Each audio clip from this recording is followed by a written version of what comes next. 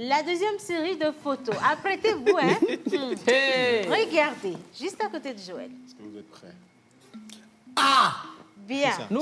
C'est écrit Manu Lior, mais Manu était avec Papou. Ça, c'est Manu en 2019. Et je vois déjà le logo de la pause tout au fond de l'autre côté. Voilà. Alors, Manu, ces trois images nous disent quoi? Ben, la première image, si on veut revenir là-dessus, la première image, c'est une image qui me parle énormément. Mais tu as fait un long parcours, même tu as perdu les cheveux. Non, mais ça, c'est volontaire. J'ai voulu adopter un style et puis voilà. Amédio Kawatona. Yeah. Je t'assure parce que là, je vois Manu dans cette chanson, mais vraiment comme acteur principal. Alors, Manu. Non, je peux y aller en effet. Que des Milik Blombé, Manu Lior et Ka Tonya. C'est bien Manu Lior. Alors, Manu. Ben, déjà, je profite pour vous faire un gros coucou à Papou qui est aux États-Unis actuellement. Et ça montre toujours que la marche n'est pas facile, mais on y arrivera forcément. Donc là, c'était en 2012, 2013. Et c'est le moment où, avec Kessie, lauréat finaliste des Voice, on était souvent en moto, en train d'aller dans les répétitions. Pour qui est-ce qu'on n'a pas chanté dans le pays? Pour qui est-ce qu'on n'a pas joué la guitare dans le pays? Avec les pannes d'essence, les pannes sèches aussi, il faut l'avouer, il y avait des pannes sèches. Hein? Il y avait des pannes sèches. Mais l'amour pour la passion de ce qu'on avait a fait qu'on a pu tenir. Et on est arrivé après en 2019. 2019, c'est une rencontre avec l'émission La Pause, Océane, Joël et tout le monde. Mais entre-temps, moi, j'ai été quand même un tout petit peu audacieux parce que si vous me voyez sur la photo avec Papou, c'est pas parce que c'était prévu, non. Moi, j'ai créé ça et puis j'ai forcé ça. J'étais en terminale, j'ai pris mon portable et j'ai cherché le numéro de Papou. Je lui ai fait signe. Il m'a dit, ah, d'accord, Manu, machin, ok, qui n'est pas allé. Je dis, excuse-moi, mais je ne suis pas ton fan. Je suis un professionnel, j'avais la gueule, hein. Je suis un professionnel de la musique. Ça, on peut témoigner. Tu as toujours la gueule. Tu n'as pas perdu la marge.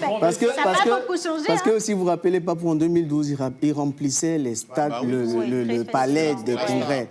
Donc, te lever puis lui parler comme ça, il s'est dit, mais c'est qui ce petit, en fait? Je dis, mais attends, je ne suis pas ton fan, moi, je suis un professionnel de la musique qui aime ton travail et je pense que je peux apporter un plus, une touche à ta musique.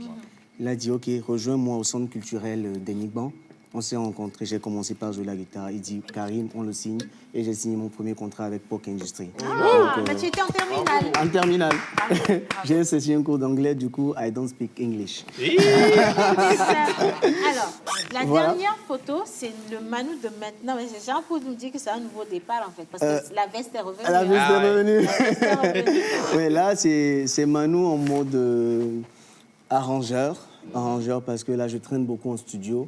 Je compose plein de génériques, de musique et de sons complets à des artistes. Attends, il faut qu'on précise que c'est Manu qui a fait tout ce que vous avez comme jingle, générique, tout ce qui est fond sonore, c'est Manu qui l'a fait pour la pause. Hein. Voilà. Merci beaucoup. Donc, au passage, je vais parler de qui? D'Ethan, de Tony S, de moi-même, de plein d'artistes à qui j'ai fait des morceaux et plein de sociétés. Gozem, je ne vais pas citer plein pour faire la publicité, à qui j'ai fait des génériques. On a quand même eu aussi le PNUD, hein, qui a eu effectivement, voilà, sur une musique institutionnelle. La campagne He for She et tout.